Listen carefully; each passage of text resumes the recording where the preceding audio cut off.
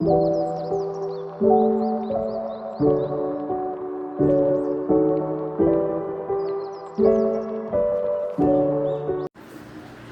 guys, welcome back to my channel and let's make aloo pakoras and make sure to like and subscribe to this. So about go batter ko lagi चाहिन्छ tempura batter mix कि बेसन मसाला tempura batter mix अनि यसले धेरै crunchy पार्छ अनि त्यही भएर गर्दैछ यो वाला. Okay, and यसमा like half a cup jati hali hunsa. Yeah. It got in my eyes. Okay. Like as you can see, my half a cup jati hali ko chu. Eyes. Uppers here. Oopsies. And then my isma थोड़े बेसार because like पकोरामा yellow color आयो भने मात्रै राम्रो देखिन्छ. And don't mind the sound, त्यो मेरो potatoes पाक्दैछ. So थोड़े I forgot the name. Haldi.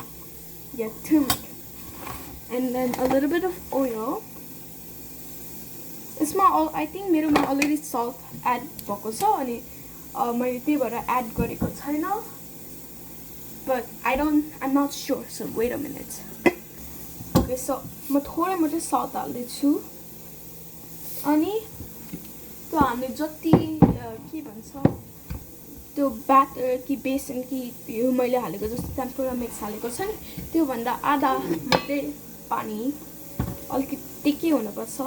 म हजुरहरुलाई कन्सिस्टेन्सी देखाउँछु. Mix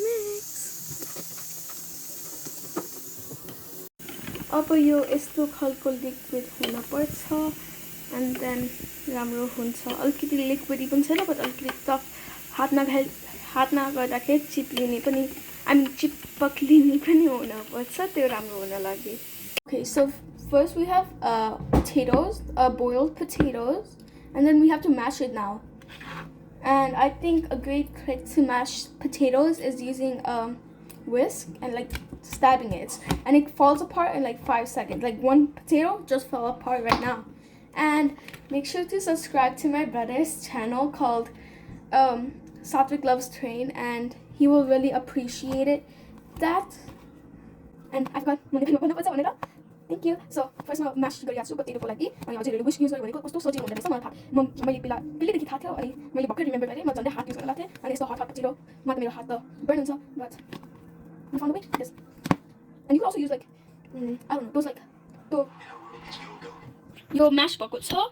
And as you can see यहाँनिर यो सबै के भन्छ धेरै राम्रो mash भएको छैन, त्यस्तै राम्रो चाहिने हो. ठुलो ठुलो भएको piece पनि चाहिन्छ. It's like this. So अलिकति texture राम्रो होस् भनेर. अब let's make the spice mix. So first spice mix को लागि हामीलाई तेल चाहिन्छ. So about a tablespoon of oil. I'm searching for salt. Okay. Also a tablespoon of salt. Ani थोड़े okay अनि मैले सबसे like special ingredient भनेको पानीपुरी मसाला. यो रेसिपी चाहिँ हजुरले पानीपुरी खाँदाखेरि पनि युज गर्न मिल्छ बिकज मैले पानीपुरी मसाला हालेको छु. अनि यसले यो like very sweet fruity by like type flavor दिन्छ. So यो पनि 1 tablespoon राख्दै हुन्छ. म यो सेन्चुरी को पानीपुरी मसाला युज गरिरहेको छु. अनि अब के कुरा बाँकी छ, धेरै कुरा अझै बाँकी छ. So spice box अनि अब यसमा okay अनि यसमा थोरै जति बेसार युज गर्छु अनि गरम मसाला कि जीराको धुलो. I'm not sure. त्यसमा त जुन युज गर्नु पनि हुन्छ. I think it tastes the same. त्यो अनि थोरै जीरा and थोरै यो सानो वाला जीरा. I think यसलाई अजवाइन भन्छ जस्तो लाग्छ. मेरो स्पाइस नलेज राम्रो छैन. ओके त्यति भएपछि यसलाई सबै मिक्स गरेर ओके यसलाई सबै मिक्स गर्ने अनि मैले यस्तो यो अर्कै सेपरेट बलमा गरेको कारण चाहिँ अलिकति लाइक यस्तो पछिल्लोहरूमा राम्रै स्प्रेड आउट गरेको हुँदैन अनि यो मिक्स गर्दाखेरि त्यो राम्रै स्प्रेड आउट हुन्छ भनेर मैले यसरी यो मिक्स गरेर राखेको अनि अब यो हुन्छ अब यो राख्छियोस्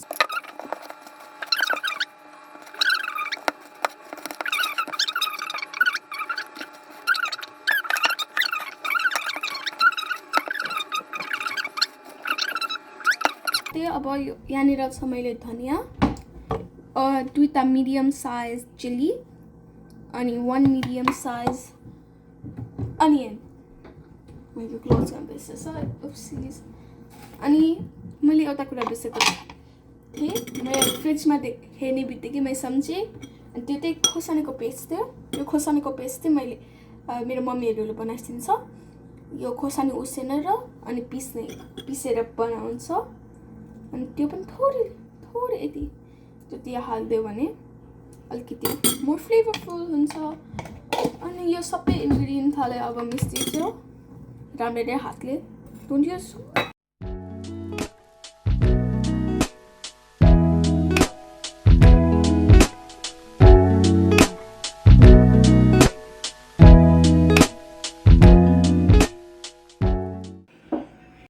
ओके अब मिक्स भएपछि हजुरहरूले एउटा पेडा जस्तो बनाएर राखेको हुन्छ सो एउटा थोरै यति जति लिने यसले अलिकति घुमाउने अनि अलिकति हातले खिच्ने अलिकति ओभल सेप हुनु पर्यो ओके यस्तो अनि एउटा प्लेटमा यसरी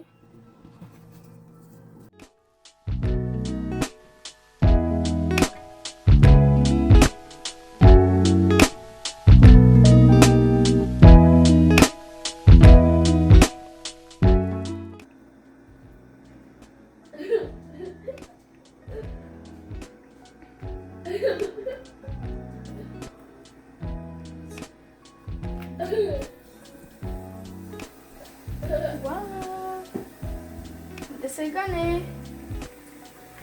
2 at a time पकायो हुन्छ